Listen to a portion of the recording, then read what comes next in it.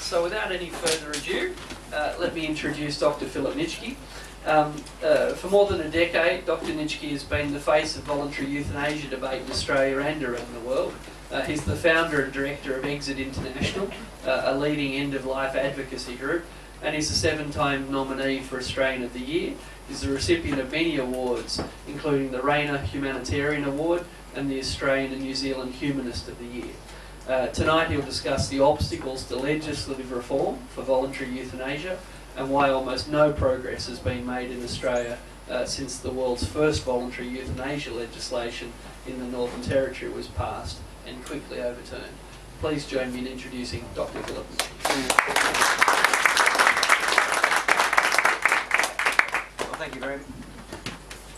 Thank you very much for that, Richard. Look, I'm pleased to be here, and I do want to talk about the impediments for progress on the voluntary euthanasia issue. I want to put it in a broader context, really, to try and get some sort of an understanding, to give you some idea of how we've got into the situation we have, what's happened in the last 20 years, and it's about 20 years now that I've been involved in this issue, how we've effectively got into what I would see as the mess that we're in, and perhaps more importantly, what's going to happen now and what the paths forward are. To fully understand where we are now and how we got here, you've really got to have a little bit of an understanding of what the law says at the end of life when a person is confronted with end-of-life choices. And there's a paradox here. The law in its current form in all states and territories of Australia and many Western nations around the world says that suicide is not a crime. You can go home tonight, as far as the law is concerned, you can end your own life and it just doesn't matter. There are no legal consequences that come from you ending your own life. Now that's not always been the case. If you go back a while, a few years sometimes, decades, hundreds of years, of course you'll find that there were strong impediments. You could be of course punished if you tried and failed. Even if you succeeded, you could be buried at the crossroads with a stake driven through your heart. You could make, and the state of course would make sure that your will was ignored. Those days have gone. There was no legal consequence for you committing suicide, but the law in its current form strongly prohibits any assistance, so that anyone who might come along and assist you can find themselves suffering from subject to serious legal penalty, and I mean serious. We're not talking about a slap on the wrist here. 2 states of Australia still have the maximum penalty that the state can issue as a possible consequence for assisting the lawful act of suicide. That is, Queensland and Western Australia, you can be imprisoned for life in Australia for assisting someone to do something which is lawful. Now there's no other example in law of that. Assisting someone to do something which is lawful attracts normally no penalty. Obviously assisting someone to do something which is illegal attracts a penalty, but this is unique. And it really is the source of much of our difficulty. And people have realised for a long time that this presents very serious difficulties and a certain amount of discrimination. Because look at it this way. If you're so sick with your cancer, you're desperate for a peaceful end, and you can take that step and end your own life, fine. But if you're so sick that you can't do it yourself and you require assistance, and you ask someone to provide that assistance, that person who often provides that assistance out of compassion and love can be languishing in Long Bay for the next decade. Now, there needs to be some changes to the law. That's been recognised in the countries around the world, and interestingly enough, the place where I'm from, before I'm now a resident of Canberra of course, but where I've come from, the other territory in the Australian mainland, that is the Northern Territory, introduced legislation, the world's first, which is quite interesting because the territory is not normally known for its progressive legislation on anything. But in this case, in this rare instance, they actually passed a most civilising and progressive piece of legislation called the Rights of the Terminally Ill Act in 1996. And I was there at the time. I worked hard to get that piece of legislation through. I was pleased when it passed. I was taken aback by the degree of opposition at the time as it passed through that very small territory assembly, not dissimilar to the assembly you've got here in the ACT. 25 members in the territory voted on it and passed 13 votes to 12, passed by 1 vote.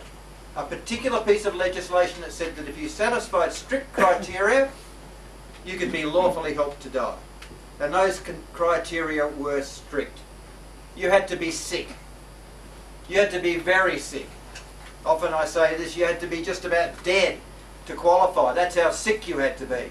And that had to be attested to by 2 independent doctors. You had to see a psychiatrist to have your sanity tested. You had to see a palliative care specialist to make sure your options had been explained. But if you satisfied those rather rigorous conditions, went through your cooling off period, you could be helped to die. I, as a doctor working registered in the Territory at the time, could come around to your house and give you a lethal injection. I could kill you. And in fact, when that law did pass, despite the strong opposition from the medical profession, my own profession, which appalled me, and it appalled me really because I thought, what is the medical profession doing trying to effectively wreck this legislation? And that's what they were trying to do. The Australian Medical Association, on hearing that this law was likely to be passed, said no doctor in the Territory will cooperate with this legislation. If you pass that through the Assembly, it will flounder because no doctor will cooperate. That annoyed me because it was popular legislation. Most Territorians wanted it. And then for the medical profession to come along and say, we know what's best for you, just were echoes of that old paternalism which the medical profession suffers from and has suffered from for the last hundreds and hundreds of years. Telling people about death, moving into an area where they really, I would argue, have no right. Everyone knows about death. And it's not up to the medical profession to decide how you should die. But the biggest opposition was from the church. The church was where the power was being exercised, the muscles were being flexed. It was the church, the religious lobby groups, who did everything they could to make sure that law didn't pass, and they failed in the Territory, the most secular place in Australia. And perhaps that's one, and that is in fact one reason why it passed. People often say, why did a law like that pass in the Territory? It hadn't passed anywhere else in the world. Why did it pass in the Territory? It's an interesting question, and sometimes it's worth having a look at, because some of those same conditions could also exist here in the ACT. Perhaps the significant one is the one I've mentioned about the fact that it's the most secular place in Australia, the Northern Territory. Another important one is we have no upper house there in the Territory Assembly. Upper houses often can form certain obstacles to this sort of what I would describe as progressive change, and that's happened in the various state parliaments where legislation has been debated on voluntary euthanasia over the last 20 years. But there's a couple of other interesting points here too. The person who presented the legislation was the leader of the government. It wasn't the backbencher, it wasn't a minor party like the Greens, or in those days mainly the Democrats. It was the leader of the Conservatives, Marshall Perry. He pushed the legislation, and you need someone like that. He had an immense personal following, and he said, I'm going to retire. He didn't have to retire, no one was snapping at his heels, he wasn't under any leadership challenge, he just said, I'm going to go and do something else. People said, oh hell, Marshall wants it, he really wants it. We don't think it's a really good idea, but what the hell, a going away present for Marshall. And so it sort of swayed the balance a bit, but perhaps even a bigger issue was the fact that Territorians, and I don't know whether it extends fully into the ACT, but Territorians up there in the north like to see themselves as that little bit better, that little bit different, that little bit tougher than your feet lot down here, where we do things differently. Now you'll find out when you go to the Territory and talk to people, they all think, oh, people down south don't really know what's going on, and we do things differently up here. Look, I first came across this rather unusual aspect of the psyche in the north when I was doing my physics. I did background in physics, I did a lot of physics in fact. I used to mark physics papers in matriculation in South Australia. This is long before I did medicine. And I was marking the papers that year in the South Australia. I don't remember which year it was. It would have been the late 60s, and I was marking a question. And the idea was that you always had to mark the same question for right across the state and the Northern Territory, because the South Australia administered the Northern Territory public examinations. And the question that I had to answer or mark that year was, estimate the weight of a brick house. It's an unusual question for matriculation physics. It's a sort of a silly question. It's an order of magnitude question. Work out the weight of a brick, etc., multiply by the number in house. Not really that taxing, and I was getting pretty fed up when I'd done all of the South Australian papers. But then, of course, the last bundle, that tattered bundle, came down from Darwin. And I thought, thank God this is the end of this 3 weeks of work. And I opened up this pile of papers from Darwin to mark the first answer. And the first answer I got was, oh, who gives a shit, we don't have bricks up here. And I was pretty impressed. And I wrote 0 zero on the paper, but I had this grudging respect. I thought, that's an unusual issue, unusual way of thinking. And when I got up to the territory, not that long after that time, I saw that again. And of course, that same sentiment was having an effect, because when this law was being debated around the world, people were saying, oh, they were doing, oh, not in the Northern Territory. You're thinking of passing laws which have never been passed in the world. But the average territory response was, who gives a shit? We do things differently up here, and that's what we'll pass it. And we did by one vote. And I worked quite hard to get that legislation, because I thought it was a sensible, civilising, progressive piece of law, and it came in on the 1st of June 1996. But then it became crunch time for me. It was all very well to work in that political context, but now it was very practical, because I was known as a doctor supporting that legislation. It became necessary for it to work. And there were lots of people saying this law isn't going to work, and the medical profession was saying you're not going to get it to work. In fact, they nearly succeeded. The first person who came or tried to use that law was a taxi driver from from Broken Hill, a chap called Max Bell. You might hear a bit more about Max Bell in coming days. They're making a film about it with Michael Caton and Jackie Weaver, Last Cab to Darwin. Well, when you watch that film, be careful, be wary, because that is not the way Max came to Darwin. Max was dying of stomach cancer in Broken Hill. He drove his cab to Darwin. True, he did drive a cab to Darwin. He was a cab driver. And he took his cab up there, and more or less greatest difficulty. He drove that cab, that 4,000 kilometres, got to Darwin and said, I really want to die. Dying of stomach cancer, vomited his way north, and I couldn't find a doctor in the Northern Territory to sign his papers. I got him into Darwin Hospital, and I couldn't get those signatures. You had to have the signatures to qualify, and if you didn't qualify, you couldn't use the law.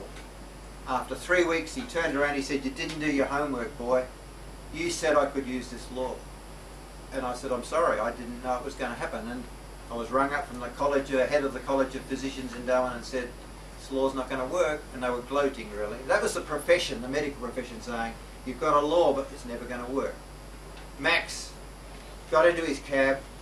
He tried to sell his house, sold all the furniture in Broken Hill, but the house hadn't been sold. He drove back, fell out of his car at Coober Pedy trying to refuel, couldn't get up. Someone picked him up and propped him back behind the wheel of that VN Commodore, and eventually back to Broken Hill. I flew down to Broken Hill.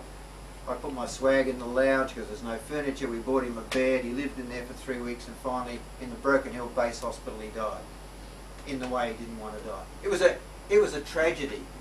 He was a martyr. So when you're looking at Michael Caton and Jackie Weaver womanising and drinking their way north in this road movie called Last Cab to Darwin, be aware that that is not the Max Bell that actually made that trip, even though they call him Max Bell in Last Cab to Darwin. So Max died in the way he didn't want to die. But the thing I mentioned that story for was, first of all, the fact that it was nearly scuttled, that legislation, but perhaps equally as importantly, it taught me an important lesson, and that was about the power of the media. Because Max's trip north and his arrival and his subsequent failure was being covered by Four Corners. And the documentary called Road to Nowhere, the Four Corners show, which really summed it up for Max, drove all that way, got nowhere, and had to go all the way back home and die in the way that he didn't wish. Road to Nowhere went to air. And the image was of Max on the screens. One of the surgeons, I'd rang every surgeon in the territory saying, please come and see Max. Attest to the fact that he's a dying man with stomach cancer. You don't have to agree with voluntary euthanasia, you've just got to say he's got cancer and is dying. And none of them would. Not one would go and see him. The film went to air. A senior surgeon in Darwin, John Wardle, who had refused to see Max, rang me up and said, I've just seen Four Corners, I feel like shit. He said, if anyone else comes up and wants help, tell me about it. He said, I'll sign their papers. And it broke the embargo that the profession had put on the legislation. John Wardle did. 2 months later along came Bob Dent, the first man in the world to get a legal, lethal, voluntary injection. And he came along dying of prostate cancer. I rung up Wardle, I said, here's your chance. He said, bring him in. He said, yep, this man's dying of prostate cancer. Signed the papers. A lot more trouble we got the other signatures, and finally we had someone who qualified to use this world's first legislation. So now we've got a person who has the option of having help in dying. Bob Dent was immensely relieved about the fact that he now had that choice. And this is what's good about legislation. It gives people the choice. He might not use it, but he has the option. He knew he now had the option. He did actually find his life so difficult that he wanted to exercise that option. So on the 22nd of September 1996, he said, it's a Sunday, he said, come around, have lunch, I'll die at 2 o'clock. Now that's a little hard. That was very hard, in fact. I'd worked, as I said, pretty hard because I believed in the concept, but now it was crunch time. I had to make it happen. There was no avoiding this. So to try and make it a little easier for myself, I built a machine. I thought, let's make it easier. I'll make a machine which will deliver the drugs. The lethal injection can be delivered by a machine, and I will be there because I had to be there, but I will not sit alongside that man and give him that injection. The fact is, it's a very, very difficult feeling. You're going to go around there and you know that when you leave there, that man is dead. The feeling, people ask me, what did you feel like? You feel like an executioner because the time is set. This man will die at 2. It's difficult. Come around and have lunch. Hell. That was one of the worst. That was the most difficult lunch I've ever had. I couldn't eat anything. My mouth was so dry. My shirt was soaked in sweat. I had no idea why. Thinking back later, I realised it was anxiety. I was so anxious. It was hot, but it wasn't that hot in Darwin. The anxiety came over the fact that maybe it would fail. Something would go wrong. You couldn't just fail. You couldn't just say, oh hell, I forgot something, let's do it tomorrow. He had decided that at 2 o'clock he was going to die. I had to make that happen. And so I set up the machine. After that difficult lunch, I set up the machine, put the cannula in the vein, into Bob's vein, loaded up the drugs, which we used, the drug Nembutal, the premier end-of-life drug, the barbiturate Nembutal. And I'll say a bit more about Nembutal in a few minutes to give you an idea a little bit about the history of that important drug. And Bob looked at the laptop computer, which was part of the equipment, part of the machine. It presented blunt questions, 3 blunt questions. The last very blunt question was actually a statement, I suppose. It said, if you press this button, you will die. Yes, no.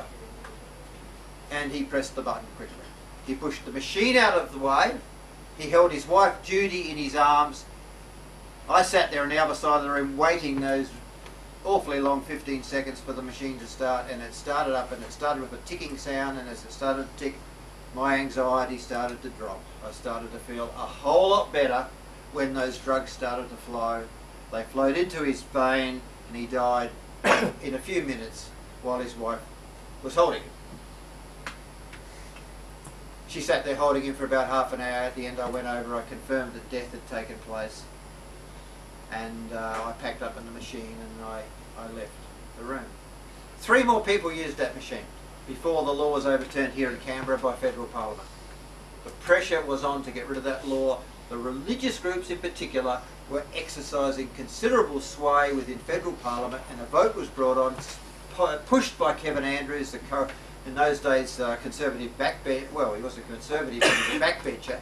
Now, of course, he's a shadow minister and no doubt soon to be a prominent minister after the election in 2.5 weeks' time. But nevertheless, Kevin Andrews, supported, of course, not only by the leader then, the Prime Minister John Howard, but also the leader of the Labor Party at the time, Kim Beazley. There was no support for that territory law down here, very little. It's not total opposition. Now Anthony Albanese and of course Bob Brown and a few others, Amanda Vanstone, were supporters of the legislation, but basically the law was overturned. And 4 people used it and it disappeared. The machine had no further place. There's no place for a machine like that with no legislation. This is also slightly interesting. It was acquired by the Powerhouse Museum in Sydney. They said, we want the machine. I thought, that's good, that'll make a nice display, you can have it. And as soon as I said yes, there was a debate here in Canberra. One senator got up and said that he didn't want the children of the nation being traumatised by that obscenity. the powerhouse in Sydney got cold feet. The curator, Megan Hicks, rang me up and said, well, if you give us that machine, it'll have to go in the basement for a while. I said, oh, how long's a while? And she said, it might be about 10 years, I think, she said, until it calms down. And I thought, that's not a good idea. And she said, if I was you, I wouldn't give it to us. And so I reneged on the deal, and I was contacted almost immediately by the British Museum in London.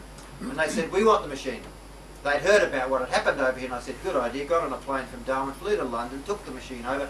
And a little handover ceremony in the British Museum with the director, I was going on about how enlightened the British were for having the courage to display this machine. And the director said, it's not as though we're so enlightened, he said. Over here, we're a long way away from where it happened. He said, besides, we don't have to take responsibility for it. We can display it as some quaint artefact from the colonies. And, but he went on to be more reflective, and he said, look, he said, when a country becomes comfortable with its history, it displays the icons of that history. Australia is not comfortable with its history, and he's right. Australia is not and still isn't comfortable with that history. But now it sits in a very prominent place in the British Museum. You trip over it when you walk in the front door. It's got some very eminent company. It's got James Stephenson's first steam engine on one side. It's got Logie Baird's first television on the other side. I don't know whether it ever warranted that degree of company, but that's better than a basement in Sydney. And I was over there not long ago, and I sat there for a while, and I watched as thousands, it seemed to me, thousands of British school children filed past, seemingly untraumatised by the obscenity. But the law was overturned. Australia went back into the dark ages with those conflicting pieces of legislation in place that to assist can attract a serious penalty. And that discriminates against the sickest, and that needs resolution. And it will only take place if laws are changed. Now, in the last 18 years since that happened, and I've been running around doing nothing else but working on this issue, other countries around the world have moved on. First was the state of Oregon in America. The year after the territory law was overturned in 1997, along came Oregon. 2001 came Holland, then Belgium, Luxembourg, Switzerland, of course. In America, there's 3 more states. There's Montana, there's Washington, and this year there's Vermont. The world moves on. Usually the same sort of legislation. If you satisfy strict criteria, you can get lawful help to die. And that takes away a lot of anxiety amongst elderly people to know such legislation is in place. But not in Australia. There's been 15 attempts to pass laws in Australia. They've all failed. The most recent one in the New South Wales Parliament, Kate Furman was then in the upper house, Green in the upper house of New South Wales Parliament, attempted to bring in laws very similar to the Northern Territory legislation, overturned easily. Maybe later this year, maybe in Tasmania, because in Tasmania you've got that other unique necessary condition that we've got a premier down there from a major party pushing legislation. Not a member of the Greens or a minor party or a backbencher. The Premier Lara Giddings is pushing legislation in Tasmania. And maybe it'll pass. But as I often say to my elderly members of my organisation Exit, don't think that's going to make a big difference necessarily. It probably will in one way. If Tasmania passes laws, there will be immense pressure to follow on. You can't have one place in Australia giving that option to elderly sick people but not having it extended to other states. But you can't just get on a flight from Canberra and fly down to Hobart.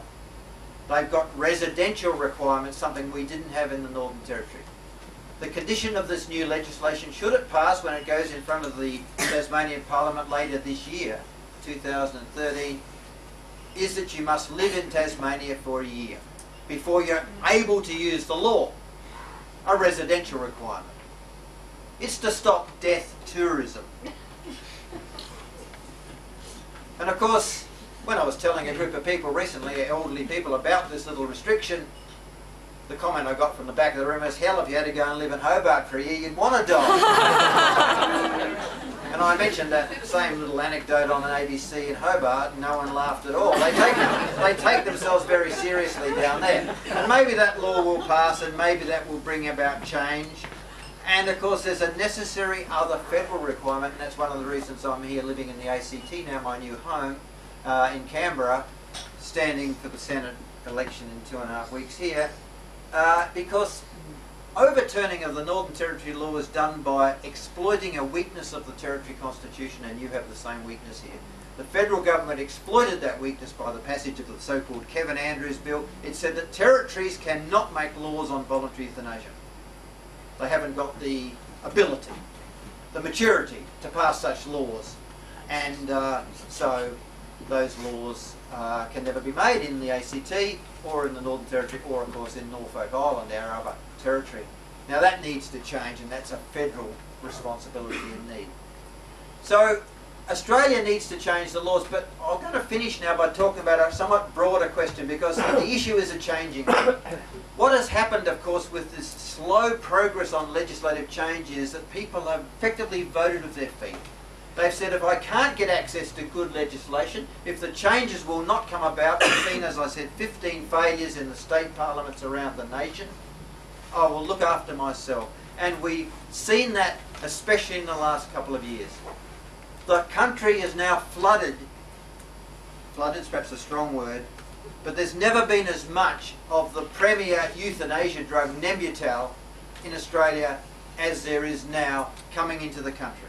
It's being bought by people, by elderly people, are saying, I'm not going to get stuck in some medical nightmare. If it gets to the point where it's so bad, I'm not going to ask my wife or husband to help me. I'm going to go to the cupboard and take out my own drugs and end my own life in a peaceful and reliable way.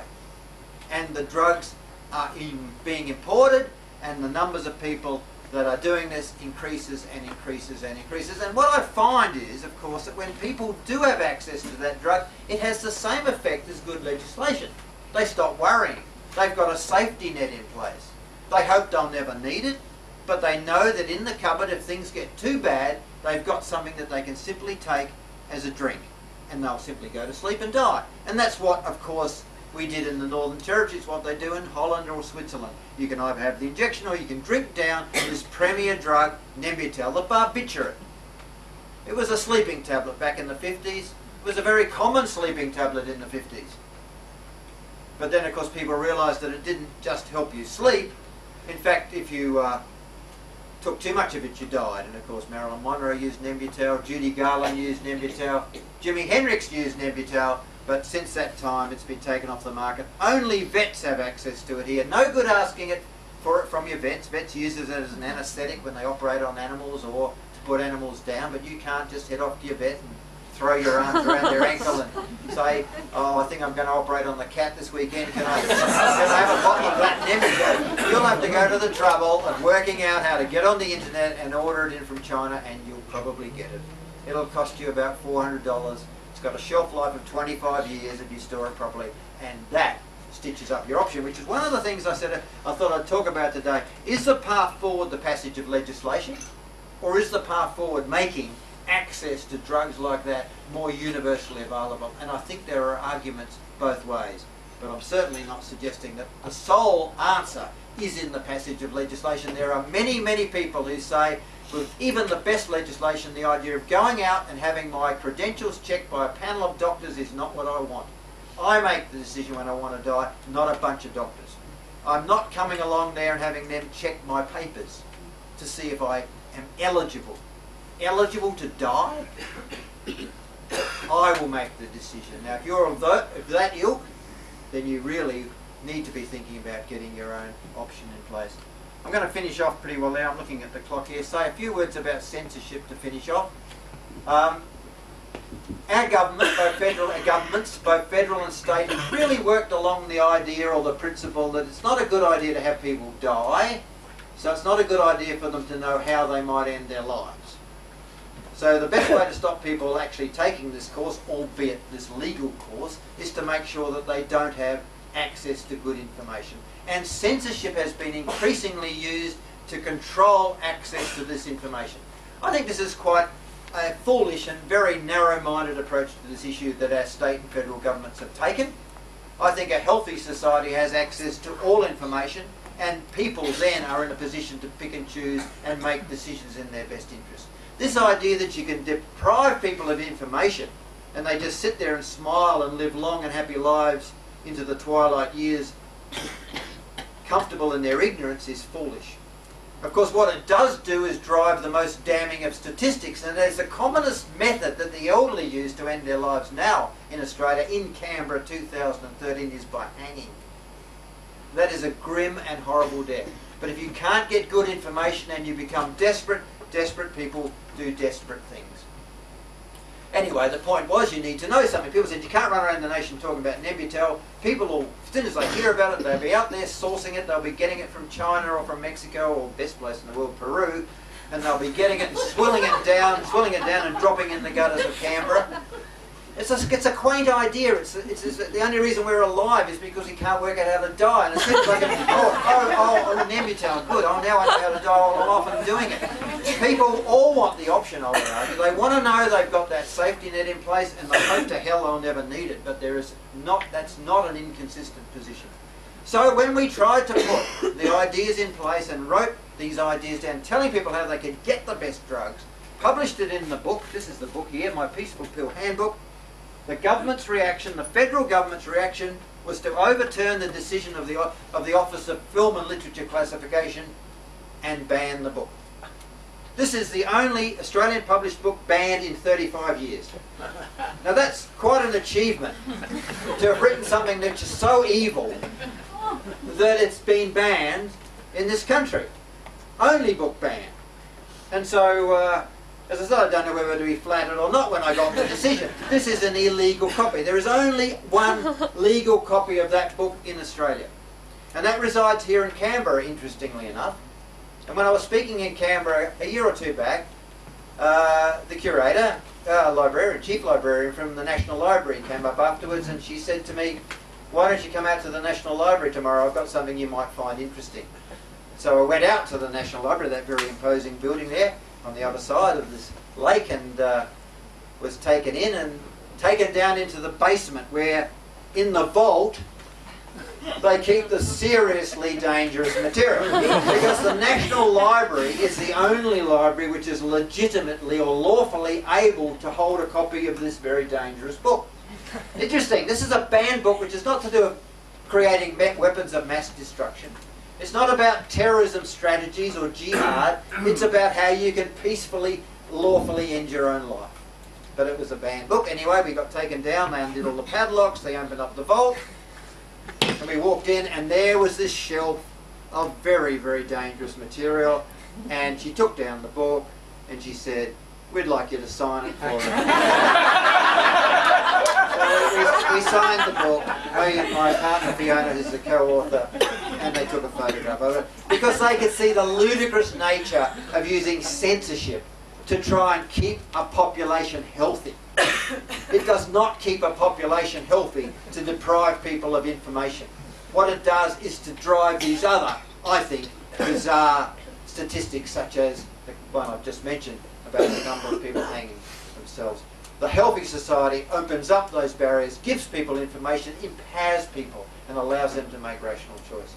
So we haven't got there yet, and it's going to take some time, I think, before we see those strategies coming into place. So Australia's got a long way to go. But on that positive note, I'll finish off and hopefully answer any questions that you might have. Thank you.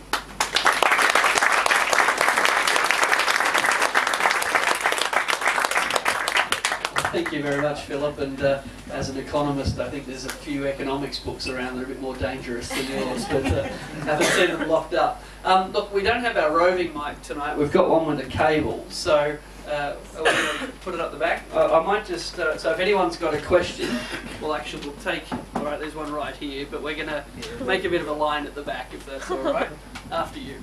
I don't have much experience in most of this activity, obviously, but the experience I have had, harking back to your description of the fact that assisting people to die is illegal. In my experience, when you get to the stage when palliative care comes into play, I have found that in practice, palliative care is very sympathetic to everything that the person who is dying feels, and it is not very difficult for the palliative care to give one something like the morphine pump and allow virtually the person or their spouse or friend or whatever to be in control of all that. And so you have a situation as palliative care in some ways is assisting with someone to end their own life. Where does palliative care come into this legal activity? Because it's not a person. It's roving people that come in, and everyone does what the group is supposed to do. I don't think they take individual responsibility. Yeah, look, what palliative care comes into this issue a lot, and the process that you're referring to there, the idea that one can give people a morphine pump and in the sense empower them, needs to be teased out a little bit better. It's a crime for anyone, doctors or anyone, to assist a person to die, and that includes a palliative care doctor. So they can't openly do that. They might want to do that, and plenty of doctors certainly do want to help people, but they have to try and hide the process.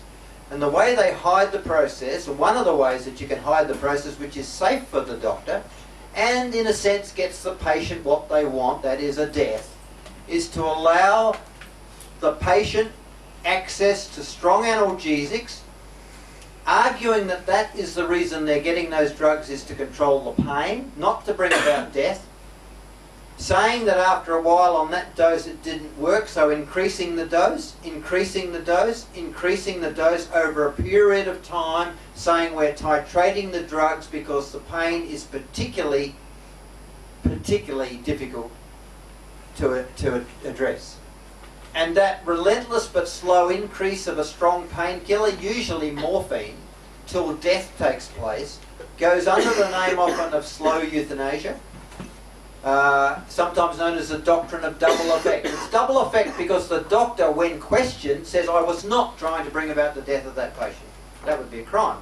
I was simply trying to get on top of the intractable pain. And because it was particularly intractable, I had to give a lot of analgesic, but I tried to make sure that at each level I adjusted that in a responsible fashion, and when it didn't work, I increased it. Now, it's called slow euthanasia because it must be slow. You've got to go through this process of gradually increasing to add plausibility to your argument that you're trying to address pain, not bring about death. If you're trying to bring about death, you just give a massive dose of morphine. You can't do that. And they don't do that. Or they wouldn't last 5 minutes. They do it over this slow, graduated way, and of course that's not necessarily what people want. You've got to be very sick for a doctor to go down that path if you can find a doctor who wants to do it. It's always done with a nod and a wink, talking at tangents, because no one's going to say exactly what's going on. It's going to take time because it's a slow process. The person who initiates the process is the doctor, and often will happen, the doctor will say, well, let's wait till you're a little bit sicker, and then we might start something like that. The sicker you are, the safer it is for the doctor, and of course the slower it is, the safer it is for the doctor. So it's a way that a person gets help. And as for the self-administration, the patient-administered analgesia systems, you won't do it. No matter how often you press on that button, you will not get your lethal dose of morphine from one of those machines. They are well and truly made that that does not happen. And so it's not really an answer. And I mean, the problem is when people say they want to die, they want to die. They don't want to stuff around for 3 days going through one of these ridiculous processes which is done for one reason, to try and get around the law. The way it needs to be done is to give a drug which is a useful end-of-life drug. Morphine is not. I have to tell people over and over at workshops. They say, oh, my aunt's got cancer and she's been stockpiling her MS Contin morphine tablets because she wants to have some tablets in case she's going to take this step. And I have to say, well, she's stockpiling the wrong drugs. These are not good end-of-life drugs. It's all right if a doctor's there increasing, but for someone to take a single dose and die quickly, you need a barbiturate. And that's where Nembutal comes in, or the other barbiturates. So it's all wrong. It's one of the options, but there are better ways to do it. And of course, the other thing I should quickly mention is that increasingly people are asking for help to die who do not have medical reasons driving them. And of course, legislation narrows you down. You're going to have some physical illness. What if you come along with a non-medical reason for wanting to die? It's not going to be acceptable by legislation. Recently we had, this is a good example, you can reflect on what you think about this. Been married 60 years, he was dying of mesothelioma, and she said, I don't want to live without him. Now, everyone tried to talk her out of it. His wife of 60 years. Why go down that path? You'll be okay. So I don't want to be okay. I want to die when he dies. No one could talk her out of it. They both went over to Mexico. They bought their drugs in Tijuana. A little bottle of drugs, that's what they look like, if you're interested. That's a little bottle of Nembutal. They bought that in Tijuana in Mexico, brought them back here, and they both died. And everyone got very upset. And of course people were saying, well, if it was legislation, but you can see legislation would not have helped in that situation. If that couple had came, Don and Iris Flounders, had come to Darwin, we would have said, Don, you're fine, you pass, you qualify. You can have a lethal injection. But not Iris. You go back to Warragul in Victoria and wait till you get sick. And if you get really sick enough, come back to Darwin. Now, again, that's one of the difficulties of legislation if you try to codify the process. And so I've got strong reasons myself for thinking that we need to broaden this out, that ultimately I would argue that one of the ways which I hope to see society move in the future is that every person over a certain age gets issued with Nembutal. They can decide if and when they take it. Yep. Do you mind just going out to grab the mic, or can you reach over there, Serena? Can you tell me what the government's argument is for intervening in individual decision making?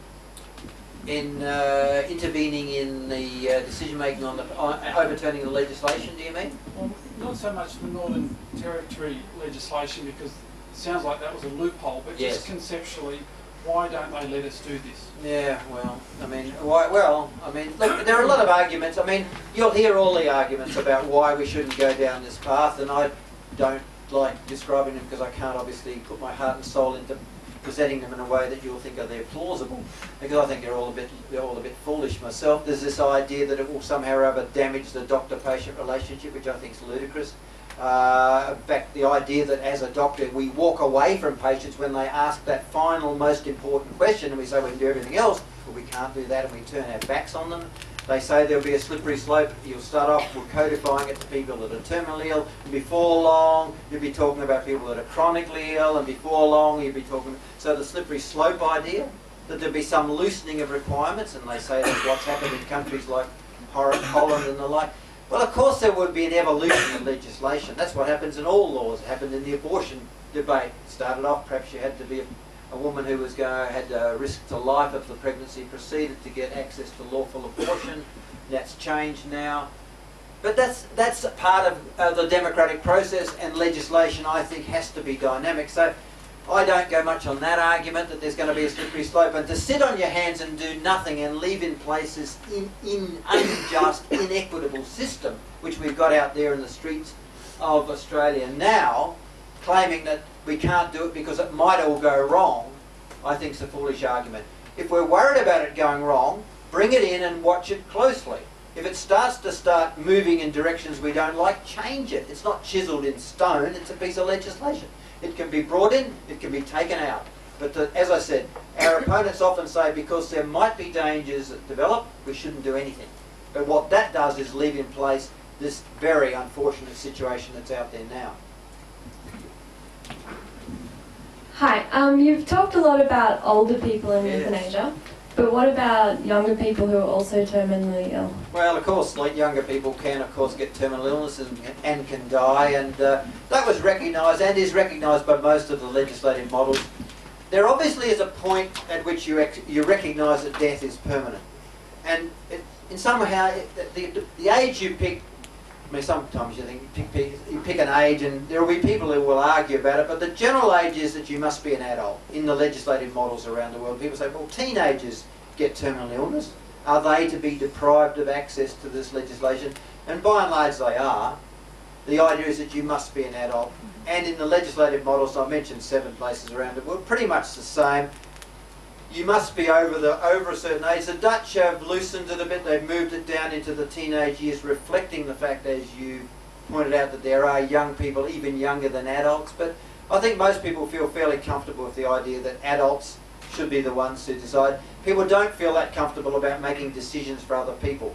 And that, of course, brings up the issue of dementia. I mean, you've got to be able to ask for help to die yourself. You can't be lying there in a coma and have someone come along and say, oh, I think this person would be better off dead. And that, of course, is another thing that our opponents say will happen. It'll become non-voluntary. So it's all voluntary and it somehow or other flips, it changes colours completely and becomes non-voluntary. I don't know how they expect that to happen because the legislation is clear. You must ask for it. And so, and that's unfortunate in many cases because people do slip into dementia or have strokes and suddenly become unable to communicate and effectively miss the boat with the legislative models. There's a question at the back. Hi, I guess one point as a veterinarian. You're lucky. A point of clarification, we don't actually have access to Nembutal. Oh, so sorry everyone. No. Other barbiturates, yes, but not Nembutal. The other thing I was going to ask, but I guess it's more of a general question, is in your travels around Australia and speaking to people about voluntary euthanasia, what is the general perception of the public on this topic? I mean, I feel that it's something that surely the majority of the population would agree with, having some sort of legislation to give people this choice. And why isn't, if that is the case that you've seen around Australia, why isn't the voice louder, I suppose? It's the hardest question of the lot, really. I mean, it's an observation, isn't it? Because it's an issue which has been polled and polled and polled. And the standard question which is asked, and it's been asked by reputable polling companies for the last 40 years in Australian society, if you're suffering, no hope of recovery, should you be able to have access to lawful help from a doctor to end your life? Now, it's not a hard question to understand, but if you go out in the streets of Canberra tonight and ask that question, you'll get 8 out of 10 people will say yes to it. It rose steeply from the early 60s, from about 50-50 to plateau at around about 75%. It's been like that for the last 20 to 30 years, with a strong majority saying yes to that question. And so people say, well, if that's the case, why haven't we seen legislative change which in some way reflects that desire? And that's an interesting question. Why haven't the laws? You'd think politicians would be falling over themselves. There aren't too many issues which attract such strong support. It's a little bit difficult to understand it. It reminds me of the situation. We had a Senate inquiry come up to Darwin when we were looking about whether they were going to overturn the law, and it was a community day when people from the community could come along and talk about this issue. And on that community day, one chap turned up. He looked like he'd been riding his horse for 3 days. He'd come in from Victoria River District into Darwin, and the senators were all arrayed out there. This was the Senate inquiry before the vote took place here in Canberra, which got rid of the territory law. And he got up and he said, when he finally got to his turn, he said, I can't understand what you senators are even considering this question. That is the question of possibly overturning the territory law. I can't understand what you senators are doing here, because as far as I understand it, 8 out of 10 of us Territorians really like this law. And I would have thought 8 out of 10 Territorians ought to just about constitute a mandate. In fact, he said, I would have thought it was the sort of mandate which would give you senators an orgasm. He summed it up fairly well. Senator Harradine briefly woke up. But orgasm or not, the question has to be answered. Why aren't they? In fact, and it's a difficult question to answer. The best explanation, I mean, one obvious thing is that it cuts across the left-right divide. It's not the issue of the left, it's not the issue of the right. And so it's not going to be the darling of the Labor Party or the darling of the Conservatives where they can push it, and because they'll have people in their own ranks who will never vote for it. So they'll have a split. It's left for the minor parties, used to be the Democrats, now it's the Greens to push it. So that's one big problem with this issue. But I suppose the broader question is that the hostility that's coming from organised groups within religious pressure groups. They're not numerically strong, but they are powerful. And it was Whitlam who said to me once when we were talking about this very same question, he said, well, the best explanation for why it is failing is this, he said, politicians do not want to attract the ire of the church. He said they might tell you secretly what they believe in, and 8 out of 10 of them will think it's a good idea. But to have anti-church on your CV as you go for pre-selection is not good. And parties will not pick people who attract the hostility of the church. So I'm giving the church a big rap here because they have effectively stymied the development of this issue in Australia. And as I said, in Darwin I watched it happen. It was the medical profession jumping up and down, but the power, the real power in influencing the political process was from the church. And they still do it, and that's why we're watching the resources being trucked in now by the truck full of dollars into Tasmania as they mobilise reserves down there to make sure that the Lara Giddings, Premier of Tasmania's bill on voluntary euthanasia fails when it comes up for debate in the upper house of the Tasmanian Parliament later this year. Now, we've only got a few more minutes. We're going to try and get through 4 more questions. I'll be very brief. So, Succinct answer. To be a very brief question. Okay. Do any of the legislative models anywhere in the world allow people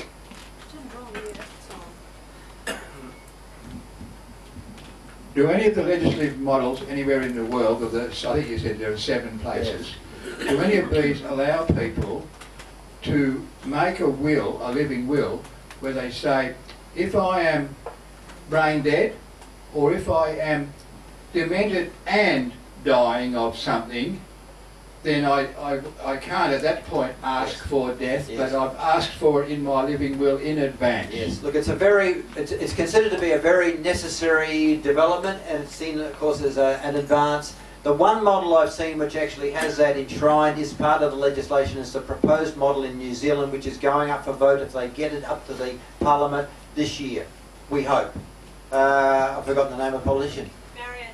Marion Street's bill. Now, the Prime Minister of New Zealand, John Key, is supportive of this legislation, and it's the only bill I've seen where an advance directive or a living will can play a role, and of course it's to be applauded. There's a lot of courage, I think, shown in the willingness to do that, because of course many people argue, as you have, that it's all very well helping those people who can speak, but what happens if you slip into this cloud of dementia? Well, with Marion Street's bill, you will be able to have that wish reflected. Thank you for that. We're about to get a step change in government, probably after September 7, to an Abbott-led government. And he's fairly conservative on a lot of issues, especially this one. I worked in New Zealand for the last 3 years, and they're much more progressive than what we are on a number of issues, including the marriage one. But where do you see this issue going with an Abbott-led government and having Kevin Andrews back in the ministerial role? Look, it's an interesting one. I mean, obviously any chance of any federal strategies or initiatives are unlikely to pass, and so the passage of a piece of legislation that Bob Brown brought in to try and reverse the effect of the Kevin Andrews bill, making it possible for the ACT, for example, to make laws on euthanasia, is highly unlikely to pass. So I think we're going to be languishing as second-class citizens in the Northern Territory and the ACT for a long time to come if this expected change takes place. As far as the state parliaments are concerned, though, and people have often argued that ultimately the legislation that brings in these sort of laws is going to be passed in state parliaments, it may not have an effect. I don't think even an Abbott government would try it on with Tasmania in the way that they were prepared to do with the Northern Territory. They could push the Northern Territory around, and they did, but I think it's a lot harder. The idea of federal intervention into Tasmania, I mean, I know they can do it and they have done it. I think on this issue, though, they'd be thinking very carefully about the political price that would be paid if that was to be attempted, given the fact that the vast majority of Australians think this is a sensible way forward. Thanks. Could you say something about the Indigenous reaction to the legislation in the Territory? Yeah, look, that was an important point, because when that legislation was proposed up there, it was proposed by Marshall Perrin. He's a Conservative leader. He didn't have a good relationship. His government did not have a good relationship with Aboriginal people. I mean, there was an atrocious relationship with Aboriginal people. And so, in their usual arrogant way, they didn't spend much time at all running around the outer reaches of the Northern Territory explaining this particular model they wished to bring on. And then that was one of the things that just about led to their undoing. In fact, ultimately it probably did lead to their undoing, because the forces that were gathering strength to try and overturn that territory law saw an opportunity here In particular, the churches, as I've said many times, strong influence in many Aboriginal communities, started to paint the picture that this was in fact racist legislation. That this was legislation which was culturally insensitive to the wishes of Aboriginal people. It was a variant on the poison water hole. The idea that we'd bring in these laws and black people had come into the health clinics on the settlements and be put down. Now it seems bizarre, but that was pushed out there and it had some effect. And I was watching from Darwin and I suddenly found that support started to evaporate, especially from the left. I was from the left, my own background in politics was from the left, and they were saying, well, hang on, this stuff is dangerous legislation. They had no love for Perrin. Perrin, had he played his cards better and had he thought a little bit more about the issue, would have been out there making quite clear that that particular legislation or that particular aspect was an argument that could not be sustained. It is significant that the crucial final vote, the number 13 vote that got that legislation over the line in that 25-seat parliament, came from Wes Lanaboy, the Aboriginal member from East Arnhem, who gave the most eloquent speech. We'd all given up. It was 12-12. I went out to work. I used to run after our medical service and I thought it's all over. Wes is Aboriginal. He won't vote for it because Aboriginal people don't want this law. And Wes got up and gave this most eloquent speech. It's worth reading. Where he said, I will never use such laws. My family, my people will probably never use such laws. But we have no right to stand in the way of people who might want to use such legislation. And it was an amazing piece of a speech, eloquent speech, which meant ultimately that by one vote, the world's first legislation on voluntary euthanasia came in on the basis of a black vote. So you'll still hear arguments about the fact that it's racist and insensitive, but I don't think that bears too much close scrutiny. What was his name? Lanapoy. Thank you. Have we got one more thing? It's spelled in an unusual way, but it's L-A-H-U-A-N-I. But anyway, but Lanapoy's how it's pronounced. Just before I wrap up, and thank you, Philip, can I just ask you, Dorothy Dixie? Yes. You've been very generous with your time tonight. I understand you're running for Parliament. That's why I'm living in Canberra. Is there anything that people in the audience could do to help you run for Parliament? Yes, look, of course it's a thankless task running for Parliament, and what we need, of course, is for people to help us on polling day, and we've got all this stuff we've got to hand out, and we've got to have people handing out how to vote cards, and we've got a table at the back there, and we want you to put your name down and say, I've got nothing to do on that day. I can't think of anything better. I can't think of a better way to spend my Saturday than standing outside a polling booth, handing out these bits of paper to people who walk past. And we're hoping to get some votes. Look, I mean, the whole reason for standing, people said, you're not going to win, but the point was, of course, it's the way that preferences are distributed. And I didn't realise I was going to become so popular. The phone calls that were going backwards and forwards last Saturday, just before the deadline came in for your preferences to be put in place, were really interesting.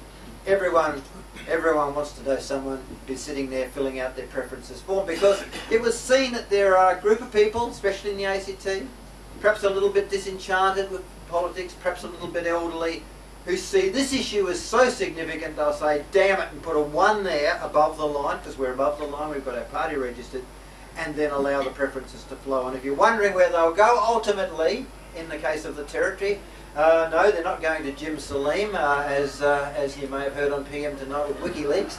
They'll go down to Simon Sheck in the Greens, as where they'll filter through here. Okay, so you heard it. If you would like to help, there are some people at the back who would be very keen. I'm sure they're wearing T-shirts saying "Vote 1, Voluntary Euthanasia Party." They're not hard to see. Well, let me just briefly add to what Philip said. The small organised group often wins in Australian politics. 90% of Australians think that we should ban junk food advertising during children's viewing hours. 90%. 90% of Australians think that we should ban corporate donations to political parties, and variously 65 to 85, and in some sense 90, depending how you ask the question, people support voluntary euthanasia. None of these issues have been adopted by the major parties in an election year where we're told people are desperate, they'll do anything to win an election. They'll do anything except ban junk food advertising for kids. They'll do anything except ban donations to political parties, and they'll do anything except support something the vast majority of people support. Why is that? Because we do live in democracy. We really do. We all get to vote. So why would two major parties not do something that popular? And the answer, as Philip said, is because upsetting a small group is a far more dangerous thing than doing something to cheer up a large group. So we do live in a democracy. We just need to understand the limitations of democracy. And when there's a small organised group determined to stop you, they can do that. But then again, a small organised group determined to drive change, like Philip and Fiona and all those people working hard, well, from my point of view, at least fingers crossed that they achieve their objective on our behalf. So please join me in thanking Dr. Philip Nitschke.